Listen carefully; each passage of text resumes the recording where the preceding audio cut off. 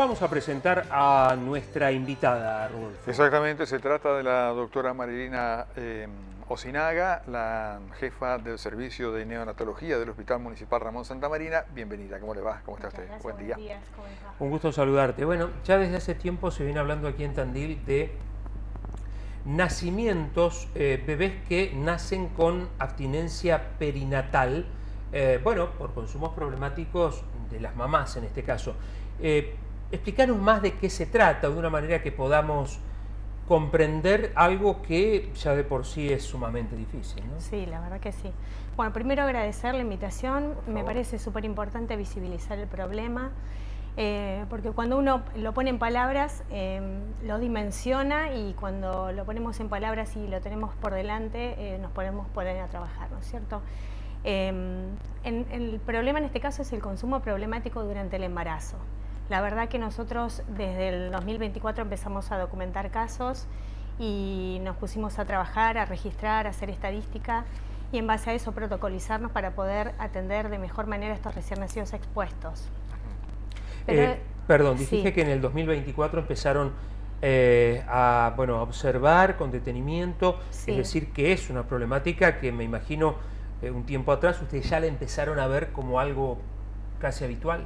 Sí, como una problemática emergente en ese momento. Correcto. Si bien el consumo problemático de sustancias durante el embarazo es una situación, es un problema de salud sanitaria y es un problema de salud mental que atraviesa todo el país, nosotros empezamos a visibilizarla y a notar la emergencia de casos el año pasado en el hospital. Y a partir de que surgieron casos y el aumento del número, nos pusimos a trabajar, a hacer registro, a hacer estadística y a protocolizarnos en relación a eso, ¿no es cierto? Básicamente, durante el año pasado, digamos, ¿qué cantidad de casos se han dado aquí en la ciudad de Tandil y cuál es, digamos, la gravedad que tiene justamente este tipo de situaciones? Es importante aclarar ahí que en realidad nosotros lo que tuvimos, el registro es de recién nacidos expuestos durante el embarazo. Síndrome de abstinencia neonatal, solamente documentamos un caso. En el 2024 nacieron 448 niños, se internaron 115 niños en neonatología y de esos 115 solo 5 fueron recién nacidos expuestos a consumo prenatal. De esos 5 niños, ninguno presentó síndrome de abstinencia neonatal, sí presentaron complicaciones graves porque el consumo problemático de sustancias durante el embarazo no solo se asocia a síndrome de abstinencia neonatal, sino se asocia a complicaciones a nivel obstétrico, puede generar aborto, desprendimiento placentario, retardo del crecimiento intrauterino, muerte fetal, parto prematuro y después complicaciones neonatales, que son las que nosotros evidenciamos desde el servicio, como ese recién nacido que nace prematuro, hemorragias digestivas, hipoglucemia y por supuesto el síndrome de abstinencia neonatal. Pero también, por más que el recién nacido no presente síndrome de abstinencia neonatal, las manifestaciones no se produzcan en el momento del nacimiento, tenemos que pensar que es un recién nacido expuesto durante 9 meses y que los efectos se pueden ver en ese momento o a largo plazo, es decir, durante la vida pediátrica. Son recién nacidos que pueden presentar malformaciones en el sistema nervioso central, déficit de atención, trastornos en el neurodesarrollo, incluso mayor vulnerabilidad y aumento del síndrome de muerte súbita del lactante. Doctora, las mamás que tienen bebés con estas situaciones, ¿se controlaron o qué porcentaje se controlaron durante el embarazo y qué porcentajes no? Algunas se controlaron durante el embarazo y otras no tanto. Lo que pasa que lo que tenemos que es importante transmitir en este caso que la mujer gestante es un sujeto de derechos, pero es una paciente más, es una persona que está disminuida en su raciocinio, en su voluntad, y vivimos en una sociedad que estigmatiza. Entonces, a veces eso las aleja del contacto de la salud porque tienen miedo de lo que va a pasar después con ese bebé, ¿no es cierto? Que se lo saquen, por ejemplo. Exactamente. Entonces, es importante hablar, sensibilizar a la población para entender que el enfoque no es punitivo, el enfoque es intentar de acercar a estas mujeres antes del nacimiento del niño, para hacer acompañamiento y consejería, para detectar el factor de riesgo antes y disminuir, por supuesto, los riesgos y la vulnerabilidad de ese bebito después. Entonces, Yo creo que ahí está el problema, ¿no es cierto? Que hay cierta resquemor en no consultar por los efectos o las conductas posteriores, ¿no es cierto? Perdón, Rodolfo, que no quiero monopolizar, pero pregunto esto que va en conjunto con la anterior consulta.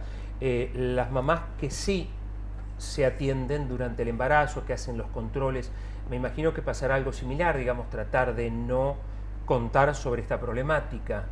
Algunas, la verdad que algunas lo refieren en el contacto prenatal. Nosotros compartimos números con las guías nacionales, hay un 10 o un 12% de las madres que refieren en la consulta prenatal el consumo, pero cuando hacemos la búsqueda activa, que es lo que se hizo el año pasado, ese porcentaje asciende al 40%. Perdón, ¿dijiste primero qué porcentaje? Del 10 al 12%, y cuando se hace la búsqueda activa, es decir, cuando se hace el interrogatorio dirigido y se hace búsqueda de tóxicos en orina, ese porcentaje aumenta al 40%. Una vez que se hace el diagnóstico, ¿no? Y tenemos a la madre identificada, lo que intentamos es acompañar, hacer consejería, lo que se intenta, digamos, porque nuestro rol en neonatología es atender al recién nacido y velar por la salud del recién nacido. Eso es el rol que a nosotros nos toca, pero se intenta reducir el riesgo para que ese recién nacido esté después en las mejores condiciones o disminuir la vulnerabilidad y tenga mejores oportunidades. ¿Cuál es el perfil de las madres en esta situación aquí en Tandil? Me refiero a tema de edades, a qué tipo de consumos problemáticos tienen, qué tipo de sustancias. Mira, es multisectorial y multiedad. Y la sustancia que más abunda, por supuesto, es el alcohol y el tabaco, ¿no es cierto?, en un 40%, pero también tenemos el consumo de otras sustancias como el cannabis, la cocaína y estimulantes centrales como las anfetaminas. Cannabis, cocaína, en esos, digamos, primero estaría el cannabis, luego la cocaína y luego las anfetaminas. Sí. Correcto. Bien. Perdón, ¿entendí mal o en esta búsqueda activa que hicieron el 40% de las embarazadas tenía algún tipo de consumo problemático? Ese porcentaje asciende del 40%. Es mucho. Ahí hay que decir, más allá de drogas ilegales, ahí también está el alcohol y el tabaco. Sí, por supuesto. Bien. ¿Y qué porcentaje, no sé si es demasiado preguntar, digamos, qué porcentaje son drogas lícitas y qué porcentaje drogas ilícitas? Y de las drogas ilícitas es el 8 al 10%. Correcto. Más o menos. Correcto. La verdad que es difícil, ¿no? Las estadísticas, recién usted hablaba del año 2024 aproximadamente, que comenzaron, digamos, pero sin una estadística, bueno, certera, pero como que había en otra época una conciencia mucho mayor de las madres, bueno, de los cuidados que tenían que hacer durante el embarazo, digamos. Hablar de un 40% llama mucho la atención, ¿no? Sí, es una estadística que es un número que se repite a nivel nacional, es decir, ¿no? Nosotros estamos contextualizados dentro de una problemática sanitaria y de salud mental que abarca todo el país, que atraviesa todo el país e impacta a nivel perinatal. Por eso es importante reforzar el diagnóstico prenatal, la consejería, el acompañamiento de la madre, de la embarazada. Me parece que el embarazo es una oportunidad única para cambiar el destino y la vulnerabilidad de ese bebito. Estamos hablando con la doctora Marilina Osinaga, la jefa del servicio de neonatología del Hospital Ramón Santa Marina. Estamos hablando de la abstinencia perinatal, ¿así se dice? Sí, síndrome de abstinencia neonatal. ¿Cuáles son los síntomas que tiene un bebé? Bien nos explicabas que puede haber problemas a posteriori, pero en todo caso, ¿a qué síntomas están atentos cuando hay una situación de estas? Cuando tenemos un recién nacido expuesto a sustancias durante el embarazo, ese recién nacido se protocoliza enseguida, se internan todos los recién nacidos, se observan. Los síntomas pueden aparecer desde las 24 horas de nacido hasta las 72. Para eso utilizamos una herramienta que es una escala que se llama escala de Finnegan, que es sistematizada. Eso nos da una escala de puntaje y nos da una valoración del recién nacido con sus síntomas y nos dice si hay que hacer solo medidas medioambientales como contención, reducción de ruidos y otras cosas, o si además hay que hacer alguna intervención farmacológica. En paralelo a esto se desencadena un abordaje integral de la mamá, ¿no es cierto? Interconsulta con servicio social, con servicio local, que son después los que, y con servicio de salud mental, que son después los que van a hacer el seguimiento y el acompañamiento de esta madre una vez producida el alta, ¿no es cierto? El alta de este recién nacido no es solo el alta médica, ¿no es cierto? Nosotros tenemos recién nacidos en condiciones de alta médica, pero que se tienen que cumplir se tienen que registrar una serie de circunstancias, por ejemplo, saber a dónde va a ir a vivir ese recién nacido, cuál va a ser el domicilio, quiénes van a ser los referentes de crianza, los referentes en el sistema, en atención primaria, en salud mental, a nivel de servicio local. Es decir, es una red de contención que se queda a cargo y se hace el seguimiento de este recién nacido en el territorio. ¿Y cuánto, digamos, luego la madre o la familia se acerca para darle continuidad a esto? Nosotros a los recién nacidos quedan vinculados con el consultorio de alto riesgo del servicio y quedan en seguimiento por servicio social y servicio local, así que se los cita enseguida a control. Son recién nacidos que tienen que tener un seguimiento especial por supuesto por la exposición y la vulnerabilidad particular que tienen, y así que es como activo, es una comunicación continua y activa. Si el recién nacido no es traído, se busca, se llama, es continua el contacto que tiene ese recién nacido con el sistema de salud. Bien, y de aquí en adelante lo que tiene que ver justamente con el servicio de neonatología, cómo se trabaja en cuanto a la cantidad de profesionales. Esto es algo evidentemente, supongo yo, que nuclea a distintas sí. áreas dentro de los profesionales, ¿no? Digamos que un trabajo interdisciplinario. Exacto, nosotros somos el eslabón de una cadena de cuidados en realidad, que empieza antes del nacimiento, ¿no es cierto? Con la detección de esta embarazada, el acompañamiento, la consejería. Trabajamos en forma conjunta con el servicio de ginecología obstetricia del hospital, la comunicación es continua y ateneos perinatales, y la verdad a la par con el servicio social y de salud mental. Para poder después hacer un abordaje integral y un verdadero acompañamiento de esta madre, que no hay que olvidar que es un sujeto de derecho, pero es una persona enferma.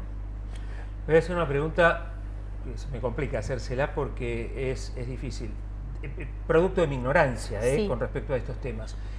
A una criatura recién nacida que nace con un síndrome de abstinencia, ¿qué tipo de medicamentos o drogas se le suministran para mitigar eso?